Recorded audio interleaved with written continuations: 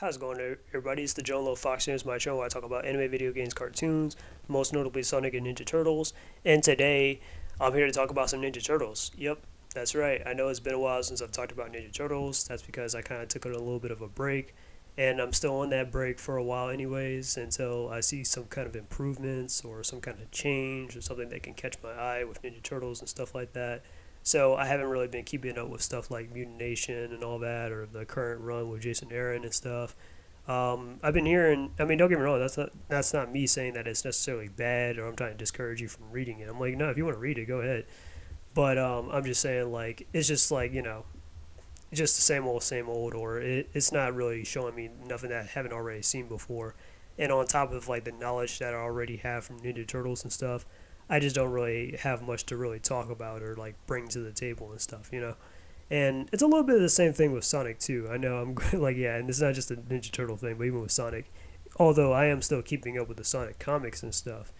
But I'm just like, dialing it back a little bit, because I mean, buying comics and stuff, it's a kind of expensive hobby sometimes. So sometimes, yeah, you gotta just cut back and all that, and just be like, you know what, is it really worth it? Will I really go back and so and so? Maybe I was probably better off reading this online or something. You know what I mean? It's stuff like that. That's just how I feel. Although, I mean, I will say that DC Sonic crossover thing is definitely getting really good. But yeah, yeah. Currently, right now I'm on vacation, but my vacation is about to end as soon as this day is over because I'm taking a little bit of a late spring break, but I go back because I'm chilling over at my mom's house. But that's neither here nor there. But once I get back, I'm going to definitely get that issue 3 of that DC Sonic crossover because it's looking really good right now. That's all I got to say there. But let's get back to the real meat and potatoes of this video. So, Ninja Turtles. So, really, I wanted to talk about TMNT Mutant Mayhem, which I've already done videos talking about, TMNT Mutant Mayhem and in the spin-off show, TMNT, Tales of the TMNT. So, you know, I've talked about those before. You guys already know my opinion about it. I don't have a strong opinion about it. Honestly, I think it's probably the worst take on the Turtles, and I still stand by that to this very day. And not only is it the worst take on the Turtles, but I pretty much consider it a failure. If you read the title of the video, which I haven't, titled it yet, but I'm probably going to title it something like, yeah, this is probably like, like it's a failure. Because that's what it is. Because I just found out recently that the sequel to the Mutant Mayhem movie that came out in 2023 is coming out 2 years from now in 2027, right? So, Mutant Mayhem, right? Stay with me. Came out in 2023. That was 2 years ago. And now they're talking about, oh, well, it's going to be delayed to 2027. So it's taking you 4 years to make a sequel to that garbage movie, Mutant Mayhem, where there wasn't much of a plot.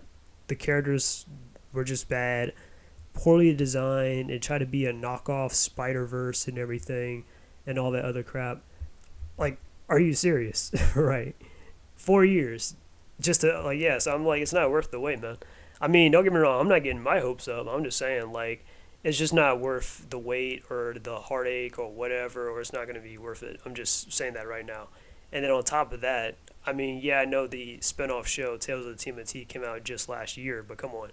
You released a movie 2 years ago, and then it took you a year to release a 12-episode series on streaming services of TMNT or whatever, and now it's taking you another year to release probably another 12 episodes. I don't know what the commission for the next season is. I mean, it could probably be a lot less for all we know. Sometimes you know how streaming is. It could be, for all you know, it could be like 6 to 8 episodes. Just imagine that, 6 to 8 episodes, or maybe, yeah. But I'm going to be nice and say maybe it's probably going to be another 12, or who knows. But, yeah, and then they also had a video game, which I'm pretty sure a lot of people forgot about. But, yeah, Mutant Mayhem also had a video game. That was also a failure. No one liked that game. I never really saw any good reviews on it or anything. So, yeah, I mean, again, and it goes back to what I was saying, because I'm just reiterating this, or it reinforces this like, idea that, look, I kept saying that they got to abandon this thing. Okay, they should have abandoned it after that first movie and stuff. It was garbage. Okay, they should have never invested more time into this in this take on TMNT or whatever. It's stupid. It's watered down. It's too kiddie. Is dumb. You know what I mean? And it's honestly kind of a bastardization of TMNT in general. You know, that's just how I feel about Mutant Mayhem and stuff. You know, like the only thing that really carries it is the fact that it has a lot of celebrity like casting and stuff, or it's got that celebrity couch because it had a lot of glorified actors like Giancarlo Esposito. It had Ice Cube. It had Jackie Chan, John Cena, Seth Rogen. Even I don't like, even though I don't like Seth Rogen. Um, yeah, so on and so forth. Paul Rudd, etc. And it's just like yeah, and then of course they had the kids that were voicing the turtles and stuff. That was a dumb creative decision. So it was just all like it was just stupid all around. So of course I'm not really a fan of again this universe and all that stuff or their take on TMNT or whatever. And this is their thing going forwards. I'm just like just end it now because look, they're like, oh, okay, well, in the next 2 years the sequel movie is going to be about the Shredder. What?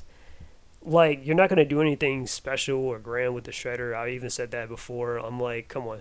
Because they already kind of screwed over the Shredder in his story because the Shredder is supposed to be connected to the Hamato and the Oroku clan family feud drama stuff. That's why Shredder is like such a big deal to the Turtles because he's an interpersonal villain. I mean, of course, the Turtles have fought stronger villains than just the Shredder and the Foot Clan and stuff. I know the Foot Clan and Shredder are their primary villains, of course, but yeah, they have fought stronger opponents like, Krang and all that stuff, the Triceratons, so on and so forth. But Shredder has always been more of a interpersonal villain for the Turtles. Of course, as you know, because of their family drama that goes on, it can be either, oh, well, someone killed somebody and blah, blah, blah, who I started this they got started, I fell in love, and then that got my heart broken. They were like a brother to me, but they backstabbed me, that kind of thing. But you're not going to get that here because they screwed up the origin for the Turtles. So, and it's not connected at all to the Shredder either. So it's like, yeah. And again, it's probably going to be even worse than the Michael Bay take on Shredder, which, I wasn't really feeling that Shredder either. So it's just a lot to unravel. So that's all I got to say there. I think season 2 of Tales of the TMNT is coming out this year. But again, like I said, what's the point? Because it's just going to be another pointless 12 episodes.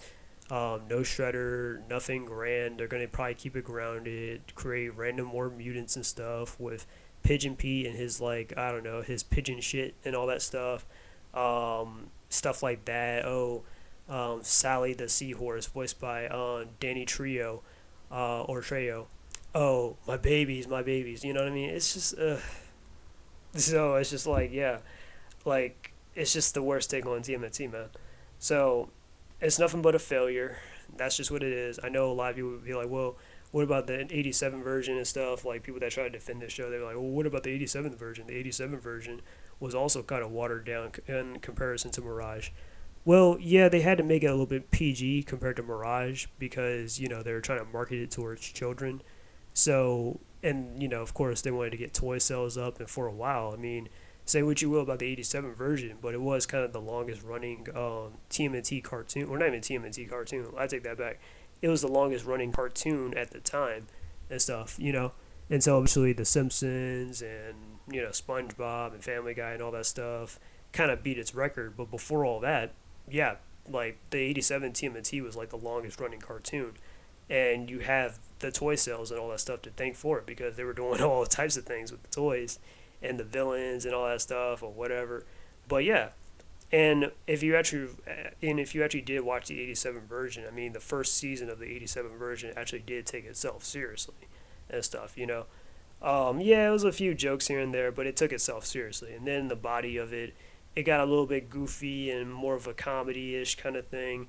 But then when X-Men the Animated Series came on, that's when they had to get serious. And then when they transitioned to Red Sky, they went back to trying to tell serious, storytelling and stuff. And then ever since then, it's always been more serious and serious with the Turtles and stuff. Going from the 87 version to, we're going to skip the live action Next Mutation show. Going into 2003, where that show was serious. It had some moments, of course, because it was on 4Kids, but It took itself seriously. The 2012 show, yeah, it was on Nickelodeon, but it also took itself seriously and had some pretty dark moments in that show, and they weren't really afraid to really go there. So yeah, but Rise, you know how I felt about Rise. I mean, it had its moments too, at least, but still, I mean, but again, Mutant Mayhem is making the exact same mistakes as on Rise. Of course, race swapping April. Oh, we're gonna save Shredder for a rainy day, like for like later on kind of story and stuff. We're gonna make the turtles younger again and all that stuff, and it's just like it's the same old, same old. So that's how I feel about Ninja Turtles right now. And I do think that yeah, Mutant Mayhem and all this stuff is just a failure. I think the company should the companies are like Paramount and all that. They should just give up investing time into this version of the Turtles and stuff. Maybe go back to like the 2012 version, since they were actually all right and stuff. And yeah, I mean I understand they probably reached the milestone of their characters and stuff, but that's just my opinion. Or maybe create a new version of the Turtles where they're not so young, but they're at least like maybe young adults and stuff. I know this could probably be me. What's the word I'm looking for? Projecting, I guess, but it is what it is. I think that would definitely be a lot more preferable. But tell me down below what you guys think. Are you guys looking forward to Mutant Mayhem 2 in what 2027? Not in case it doesn't get delayed again. And are you looking forward to the season 2 of Sales of the TMNT? Let me know down below. This is the John Lowe Fox, and I'm out. Peace, and until we meet again.